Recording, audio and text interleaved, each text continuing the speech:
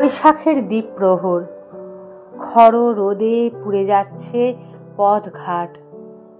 যজমান বাড়িতে নারায়ণ পুজো শেষ করে সযত্নে সিংহাসনে লাল শালুর ওপর শালগ্রাম শিলাটিকে বসিয়ে অনেকখানি পথ পেরিয়ে এসেছেন দ্বিজদাস মুখোপাধ্যায়। খেয়াল হলো ভুজ্জির থলিটি আনতে ভুলেছেন।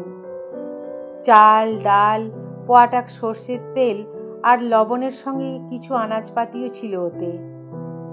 বামুনগিন্নি পথ চেয়ে বসে আছেন নিশ্চয়ই।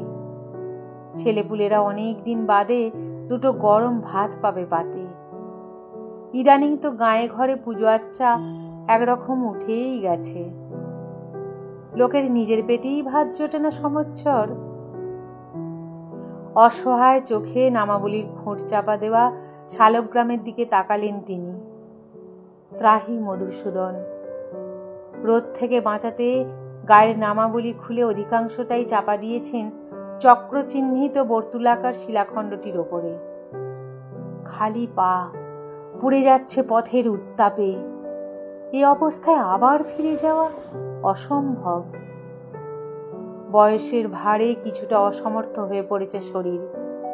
নেহাত পূর্ণবয়স্ক ছেলেটি অকালে চলে গেল, তাই তাকে আবার নিতে হয়েছে সংসার প্রতিপালনের ভার। প্রায় কিশোরী পুত্রবধূর অসহায় মুখটি দেখলে চোখে মেঘ জমে।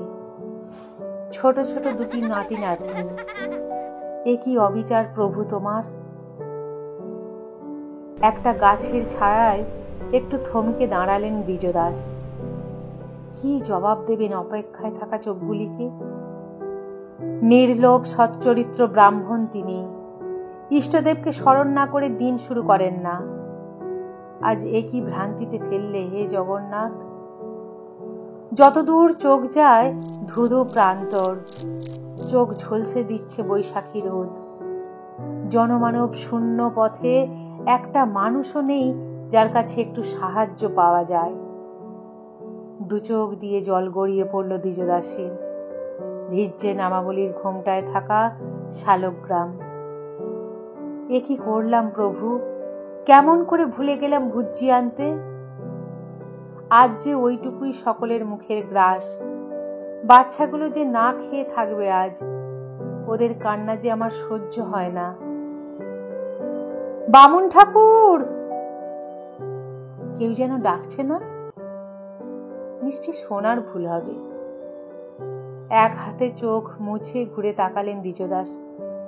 না, ওই তো কেউ হাত নেড়ে ডাকতে ডাকতে ছুটে আসছে এদিকেই। অবাক হয়ে দেখছেন ব্রাহ্মণ। কে এলো এই প্রখর রোদ উপেক্ষা করে? কাছে এলে দেখলেন কালোকুলো ছেলে একটা।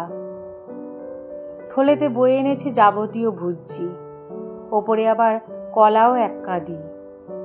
আপনি চলুন আজ্ঞে, আমি বয়ে দিচ্ছি আপনার বাড়ি পর্যন্ত। কোন হাতেই বা বইবেন? মুচকি হাসলো ছেলেটা। কার মতো যেন একটা দেখতে। মনে মনে ভাবতে ভাবতে পা চালালেন দ্বিজদাস। ইতিমধ্যেই অনেকটা দেরি হয়ে গেছে। হন হন করে একেবারে কুঁড়ের দরজায় এসে খেয়াল পড়ল, কার বাড়ির ছেলে রে তুই? ও বাড়িতে তো 3টে মেয়ে খালি। প্রশ্ন করে ঘুরে তাকিয়ে দেখেন দোরগোড়ায় থলি নামিয়ে কখন পালিয়েছে ছেলেটা। আর কোন সুদূর থেকে যেন বাঁশির সুর ভেসে আসছে একটা। নামাবলির আড়ালে শালগ্রাম হাসছে মিটিমিটি। আর আমাকে শিলা ভাববে কোনোদিন? ব্রাহ্মণের বিস্মিত চোখের সামনে কান্নায় ভেঙে পড়লেন দ্বিজদাস। এমন করে ফাঁকি দিয়ে পালালে ঠাকুর, দুহাতে ধরেও তোমাকে আগলে রাখতে পারলাম না।